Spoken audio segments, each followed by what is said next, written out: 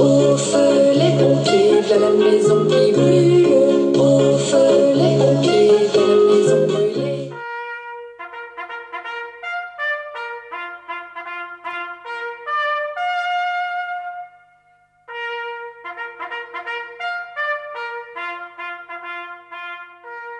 Salut, salut! Aujourd'hui, on va parler du travail de pompier.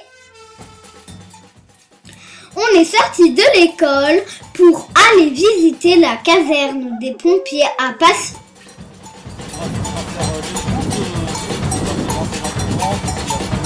En pleine nuit, une sirène appelle au feu tous les pompiers. Et tout Rio qui se réveille voit brûler l'usine de café. Il n'y a pas de temps à perdre, sinon tout le quartier va brûler. Oui, mais voilà, pendant ce temps-là, à la caserne, on entend les pompiers crier. Qu'est-ce qu'on a fait des tuyaux? Bien lancé de la grande échelle. Qu'est-ce qu'on a fait des tuyaux? 3 ou 4 ici, 3 ou 4 là-bas. Et on va vous montrer ce qu'il y a comme matériel devant. Et le ciel est noir de pluie. C'est automatique. Et tous les gens dans les étages se disent mais que Alors font ça des s'appelle un pompiers? brocard. Alors vous savez ce qu'on va Il n'y faire? a plus de temps à perdre. Là, c'est le papa de Théo. Il nous a montré un véhicule de secours et assistance aux victimes. À la caserne, on entend les pompiers crier. Qu'est-ce qu'on a fait des tuyaux? On va sortir tout de suite les sacs qui sont là. Oui. Voilà. Donc, C'est un gros sac et dedans, il y a plein de sacs. couverture de survie. Vous connaissez? C'est pour éviter que la victime ait froid, pour protéger. Après, une bouteille d'oxygène. Oui, pour respirer. Eh oui, c'est pour respirer. Pour, L'oxygène, on en a besoin pour respirer, c'est le plus important dans la vie. voilà, c'est pour, Avec l'eau. c'est pour aider à respirer. C'est comme s'ils ont du mal. Après, quand t'as mal au cou, quand vous avez mal au cou, on vient mettre comme ça. C'est pour maintenir le coup, Comme ça. Et on cherche la manivelle.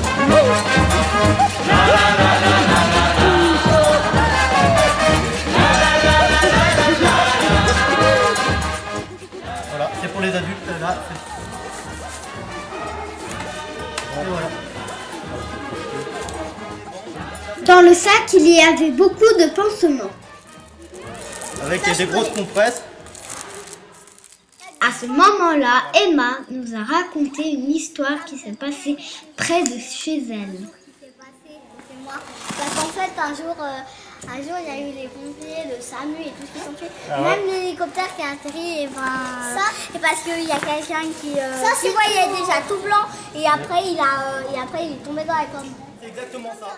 Et là, c'est une drôle de pompe pour aider à respirer. Il respire carrément plus. C'est pour aider. On l'aide à respirer. C'est nous qui l'aidons à respirer. Voilà. Le papa de Théo nous a présenté un pompier. Il s'appelle Christophe. Un collègue. Dans la trousse de pompiers, il y a même des rasoirs. Voilà. Des rasoirs. Pourquoi les rasoirs? C'est pas pour raser la barbe déjà. Non. Parce que les hommes, ils ont du poil sur le torse. Il faut que ça colle parfaitement bien. Donc on va raser les poils du torse vite fait. Et après, on va adapter Ça. des patchs. Ouais, des patchs. Ah oui, je connais les patchs. Tout immenses. Ouais, ça c'est pour les adultes. Parce que on a plus souvent Les adultes. Ouais, c'est plus souvent les adultes que les enfants. que les enfants. Les enfants, c'est très rare. Ouais, très rare. Mais sur les adultes, on le fait régulièrement, ça arrive plus régulièrement. Qu'est-ce que tu as comme question, dis-nous? Bah, en fait, ma mère, elle a des pattes, mais c'est pas comme. C'est pour son dos. Parce qu'elle a mal au dos. C'est pour ouais. calmer la douleur. On va pas mettre ça sur... Voilà, on prend. Avec Nif, le pompier nous a montré un appareil pour vérifier la tension du corps. Et ça au pouce. Et ça sur un doigt. Cette partie-là, elle sert à savoir combien d'oxygène qu'il y a dans le sang, si votre cœur est efficace. Attention, ça va gonfler, n'aie pas peur. Voilà. Et voilà. Ça gonfle. Et là, vous allez voir. Là, vous allez voir, là, il est en train de prendre une tension. C'est-à-dire si le cœur est efficace, si vous ne... Ouais, tout va bien pour Nif. Là, 100%. Le sang, là, ça veut dire que t'as un taux maximum d'oxygène dans ton sang. Un aspirateur de muqueuse. Ils avaient aussi un aspirateur pour la gorge. Si vous avez quelque chose qui vous gêne dans la bouche, souvent, quand on va mettre de l'oxygène, vous allez avoir des glaires, des crachats dans la bouche. Ça, c'est pour les aspirer, pour éviter que ça vous bloque, ça gêne pour la respiration. On va pas mettre une sonde, tu vois, qu'on n'a pas eu. Ça marche. Quand tu le laisses ouvert, l'air elle s'échappe par là. Elle ne va pas dans la personne. Quand tu ouvres, quand tu fermes, pardon, l'air elle va directement dans le tuyau et c'est là que ça aspire. Ça aspire. Parce que les gens, quand ils sont blessés, vous savez, là, dans la colonne vertébrale qui part d'ici, qui va jusque là, il y a tous les nerfs et tout ce qui permet de bouger vos membres. Dans les accidents, souvent les personnes, elles ont des douleurs au niveau de la colonne vertébrale, même des fois elle est cassée. Donc si on bouge cette colonne comme ça, elle va se sectionner et la personne ne pourra ni bouger ses jambes ou plus bouger ses bras. Donc pour ne pas bouger la colonne, on va mettre ça, ou le matelas coquille, c'est de l'air on va vous entourer d'air. On va décharger, c'est des billes en fait.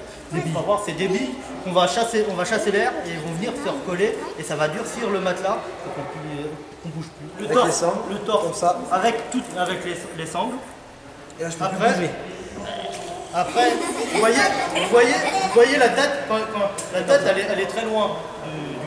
C'est pour ça on a un petit coussin qu'on va mettre derrière comme ça. Après, après une saucissonne. Après, on met...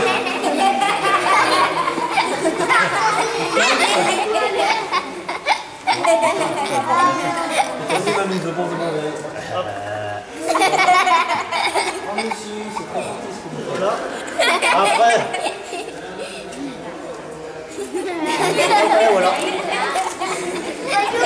Et après, attends, je vais me mettre assis, pardon, excusez-moi les enfants. Hop, et après on charge comme ça. Voilà, c'est quand je suis comme ça. Et voilà. Et maintenant, quand il est attaché avec cet appareil, on peut le sortir sans craindre de déplacer, d'y faire du mal dans son dos. On a aussi Parfois, les pompiers aident à faire naître les bébés. On part pour des accouchements. On n'a pas le temps d'aller à l'hôpital. Et le bébé il est à domicile.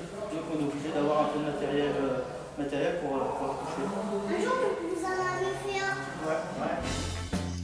On est monté dans un camion de pompiers.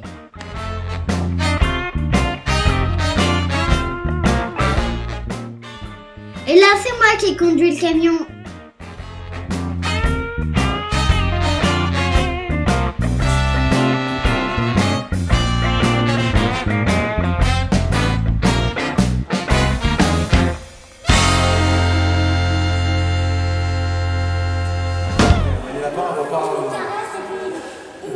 On va pas venir en urgence pour un lapin. Dans leur camion, les pompiers ont beaucoup de tuyaux.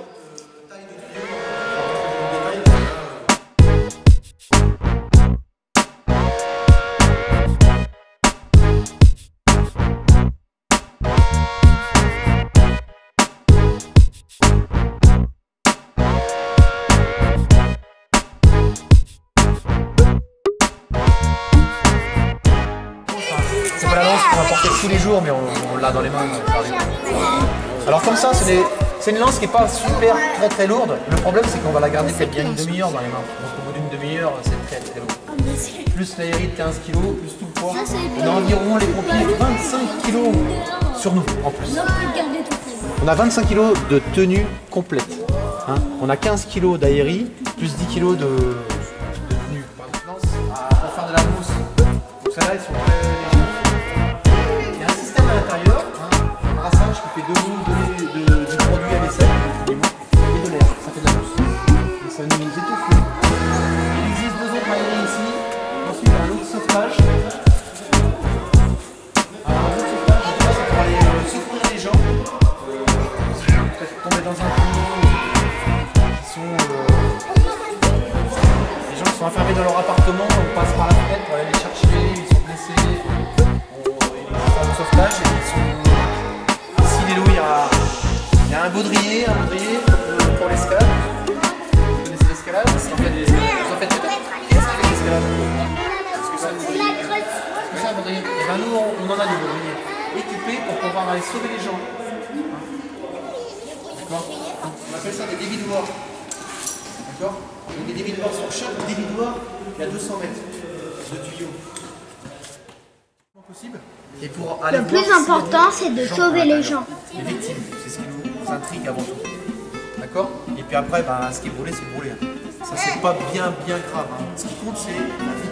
Le guide ici, c'est une grande ligne qui, lorsqu'on rentre dans le feu, eh ben, on fait. Vous connaissez le petit poussé? Oui. Il jette des miettes de pain. D'accord? Et puis quand il revient, les oiseaux vont manger les miettes.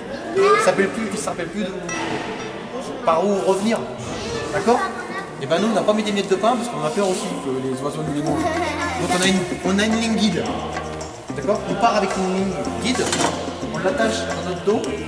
D'accord? Et quand on doit revenir, et ben, on la suit dans l'autre sens. C'est pas dur, hein? C'est simple, on était pompiers, vous avez vu? Il y a un cheminement qui fait ça. Un labyrinthe en fait, hein. Ça nous arrive de travailler dans des maisons. Nous, la nuit, lorsque c'est éteint, parce qu'il n'y a aucune lumière de surface comme ça, là, c'est un labyrinthe. Et vu qu'on a la vue, c'est tout petit. Et quand on n'a pas la vue dans une surface réduite, on a l'impression que c'est très grand. Et on fait des fois des tours à la pièce, on va de l'autre côté, et ben, là pour se repérer, pour ne pas s'en mêler, il y a un sens. Et voilà la tenue du pompier.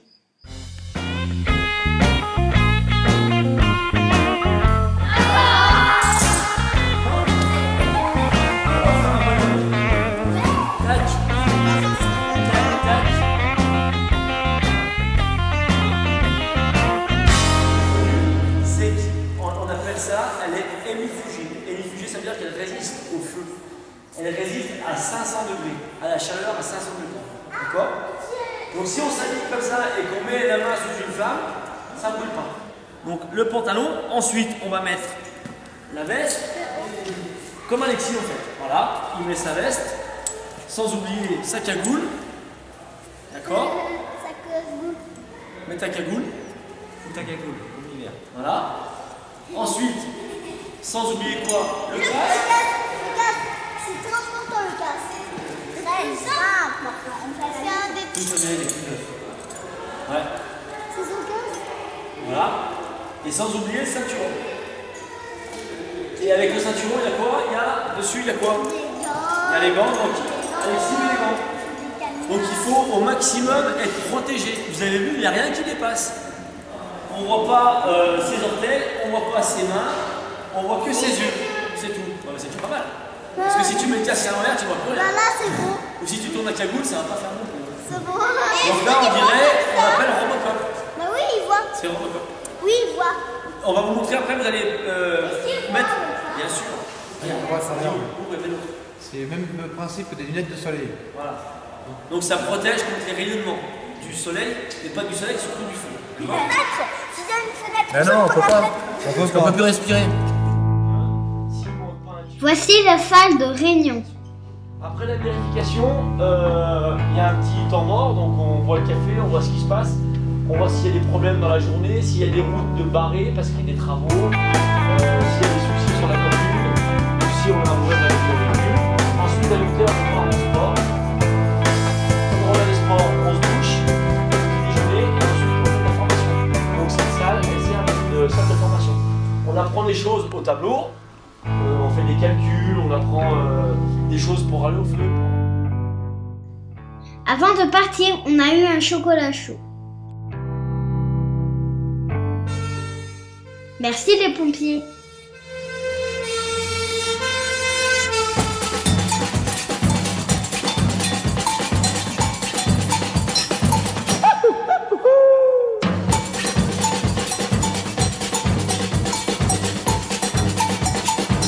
En pleine nuit, une sirène appelle au feu tous les pompiers.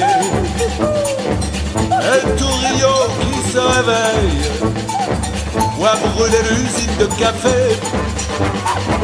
Il n'y a pas de temps à perdre, sinon tout le quartier va brûler. Oui, mais voilà, pendant ce temps-là, à la caserne, on entend les pompiers crier. Qu'est-ce qu'on a fait des tuyaux? Bien lancé de la grande échelle. Qu'est-ce qu'on a fait des tuyaux? Pas de panique qui nous les faut. L'incendie là-bas fait rage, et le ciel est noir de fumée. Et tous les gens dans les étages se disent mais que font les pompiers? Il n'y a plus de temps à perdre, sinon tout le quartier va brûler. Oui, mais voilà. Et voilà le numéro d'urgence. Pompier 18. SAMU 15. Gendarmerie 17.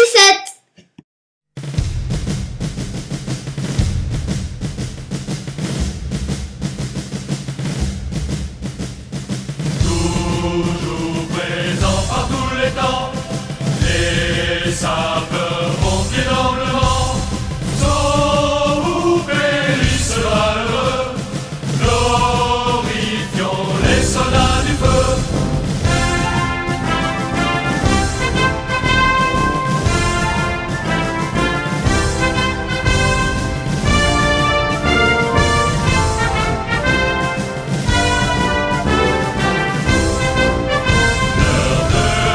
Sauver ou périr, leur idéal est secourir.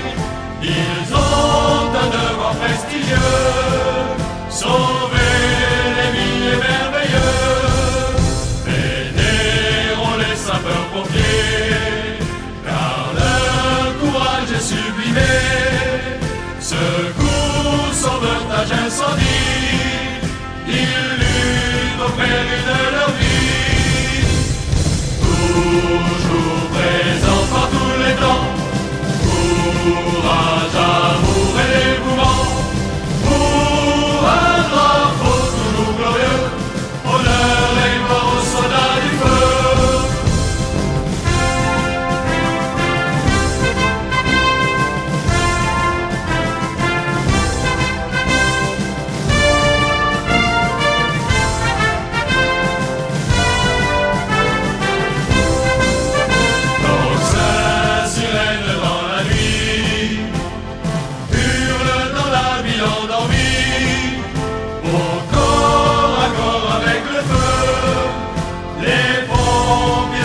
Victorieux, rendons hommage aux disparus, leur